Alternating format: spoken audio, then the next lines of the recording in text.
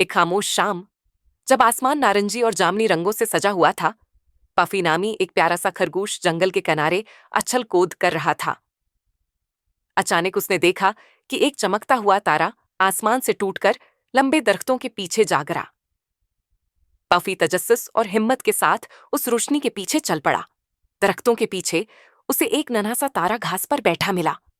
तारा उदास था और आहिस्ता आहिस्ता चमक रहा था। उसने बताया कि वो बहुत ज्यादा चमकते हुए आसमान से गिर गया है और अब वापस रास्ता भूल चुका है।